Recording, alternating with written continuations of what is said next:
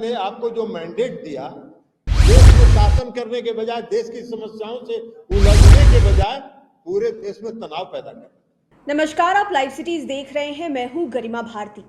जो भी लोग नीतीश कुमार को जानते होंगे, शायद उन्हें इतना तो आज तक में पता चल गया होगा कि नीतीश कुमार को हिंदू मुसलमान बिल्कुल नहीं पसंद। यानी कि जो लोग हिंदू मुसलमान के बीच में तनाव पैदा करने की बातें करते हैं, सांप्रदायिकता को बढ़ावा देते हैं, ऐसे लोगों को नीतीश कुमार पसंद नहीं करते हैं। और उनकी पार्टी लाइन भी यही कहती है, जेडीयू भी सांप्रदायिकता को नहीं मानती है।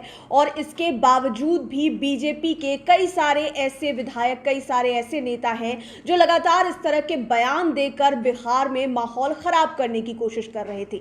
इसी को लेकर आज ललन सिंह का गुस्सा भी फूटा और बीजेपी पर आज वो जमकर बरसे। पहले तो उन्होंने ये कहा कि बीजेपी क्या कर रही है। जनता ने मैंडेट देकर उन्हें देश में शासन करने को कहा था, राज करने को कहा था, देश को चलाने को कहा था, लेकिन ये लोग देश का माहौल खराब कर रहे हैं और पहले भी करते रहे हैं।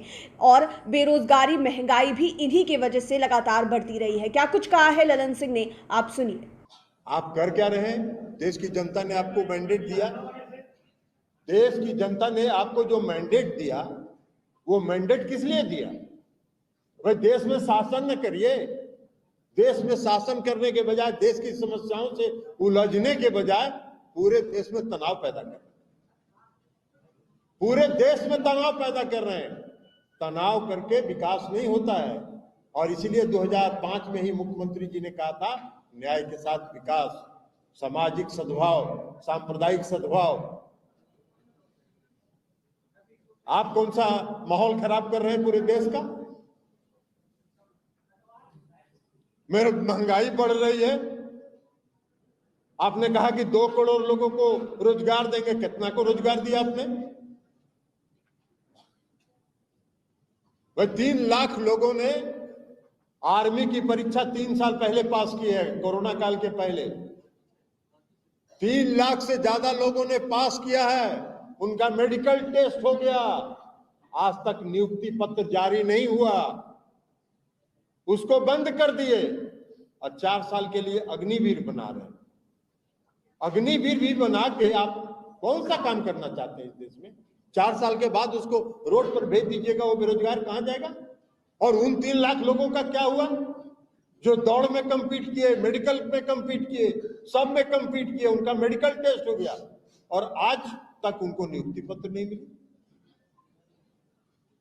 हमने देखा था जब अग्निवीर का योजना लागू हुआ था, तो उनके कोई एक बड़ा भारतीय जनता पार्टी के नेता हैं, विजय वर्गीस, उन्होंने कहा कि अरे पास करेगा 4 साल के बाद तो हम भारतीय जनता पार्टी के ऑफिस में सबको सिक्योरिटी गार्ड में रखेंगे। किसी अखबार में देखा था। यही तो सोच है आपकी, यही तो आपको देश चलाने की सोच है। तो देश चलाने की का जो सोच है, उसके आधार पर देश तरक्की नहीं करेगा। बिहार अगर तरक्की किया है मुख्यमंत्री नीतीश कुमार जी के नेतृत्व में, तो काम के प्रति समर्पण भाव से।